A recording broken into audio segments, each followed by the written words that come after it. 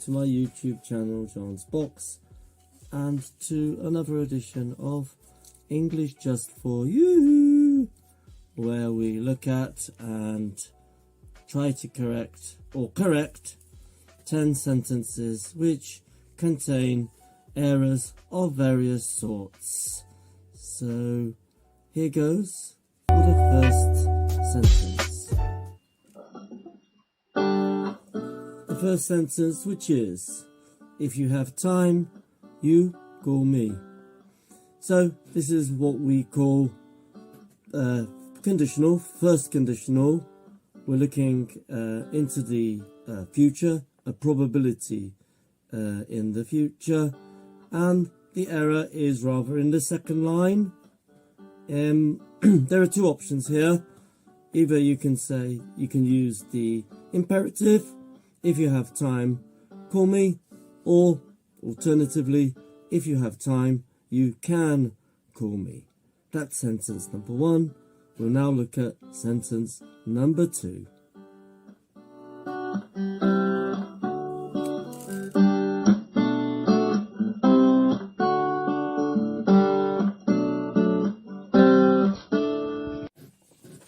Sentence number two then, you live in a flat and I live in the house. So here we're giving information to another person, and when we're informing, the error here concerns the use of articles, a and the, or the zero article, and when we're giving information for the first time, or we mention singular countable noun for the first time, we start with the indefinite article a, and you're informing, so instead of it being the house, it should be a house. So the correct answer is, you live in a flat and I live in a house. And then after that you can say the house is big. So that's sentence number two. We'll now look at sentence number three.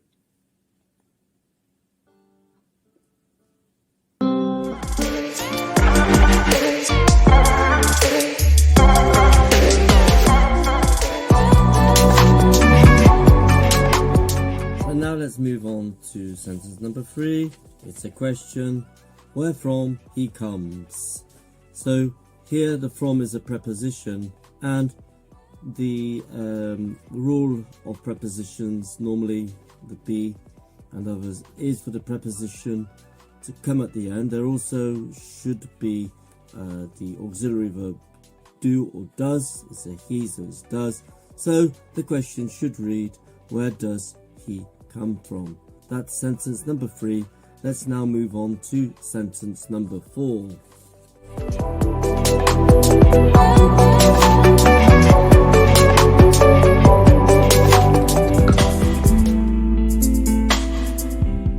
Sentence number four then is, your name is John, is it? This is what we call a question tag. Sorry.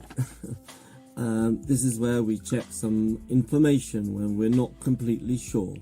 So if the first part has a positive verb, the second part, which is the tag, should be negative. Therefore, your name is John, isn't it? Alternatively, your name isn't John, is it? Here intonation is very important. If we're sure, the intonation drops at the end. Your name is John, isn't it? If we're not sure, it rises. Your name isn't John, is it? That's sentence number four. We have now reached, we'll now move on to sentence number five.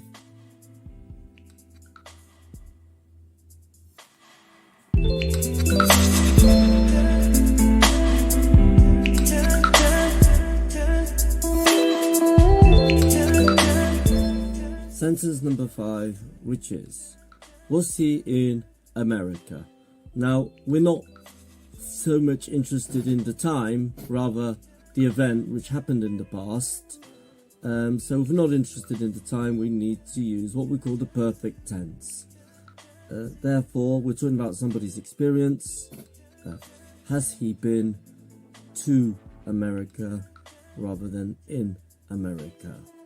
Right, so that's sentence number 5. We have now reached the halfway stage and we'll move on to sentence number 6.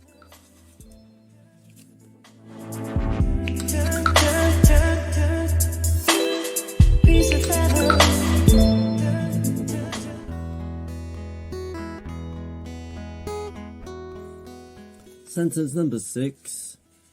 I have been to the shops yesterday. Well, it's a similar thing to 5, but the opposite situation. We've got yesterday, so it's a time in the past. Therefore, we should use a past tense, namely past simple. So, I went to the shops yesterday, or I was in the shops yesterday. We could say I have been to the shops, therefore the time wouldn't be important. Simply, it would stay like this. That's sentence number 6. We'll now move on to sentence number 7.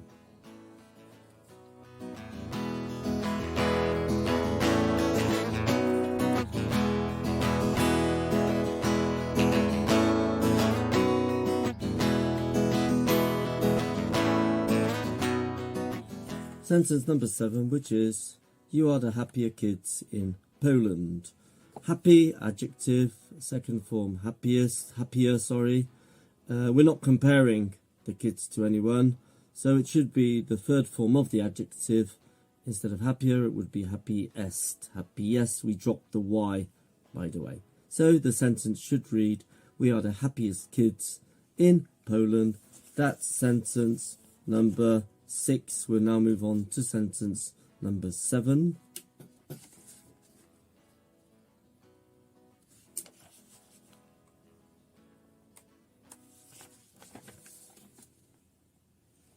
Sentence number 7. We'll now move on to sentence number 8.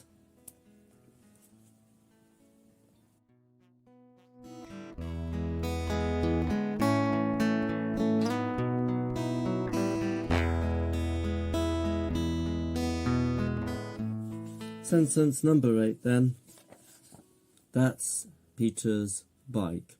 Well, if you were to say that, it would be correct, but because the apostrophes don't appear in the spoken language, obviously, but in the written language they are important. So that's one apostrophe, that is. But because it's somebody's bike of a third person, the apostrophe should also appear between the R and the S. So it should read, that's Peter, S apostrophe S, bike. That's sentence number 8. We'll now move on to the penultimate sentence, number 9.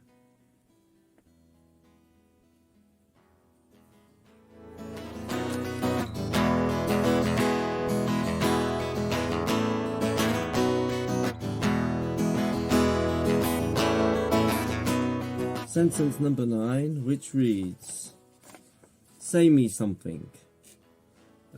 Well, again, we could remove the me, say something, or if it's personal, rather it would be, and instead of say, we would use tell. The answer the correct sentence therefore is tell me something. Alternatively, say something to me. That's the penultimate sentence, number 9. We'll now move on to the final sentence, number 10.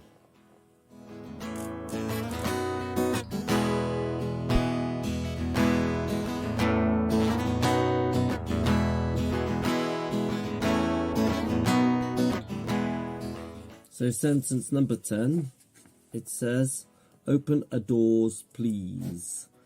So the problem again concerns the article. You could drop the S, it would be good, open a door please. So that would mean one of 3 or 4 doors maybe. You could use you should use the definite article actually, because we know which door or doors you're talking about. So therefore, open the doors, please, if there's more than one door, or open the door if there's one door also. So that's the final sentence, number 10.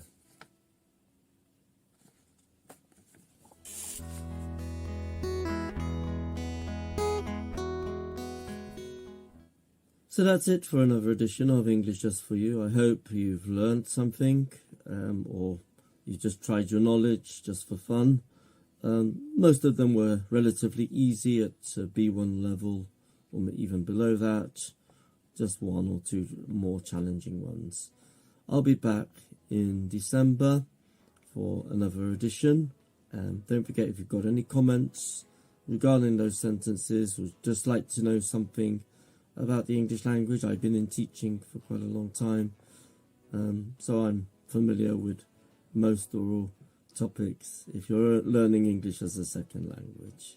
I'll see you again in December, and thanks for staying with me to the end. Bye for now. Bye.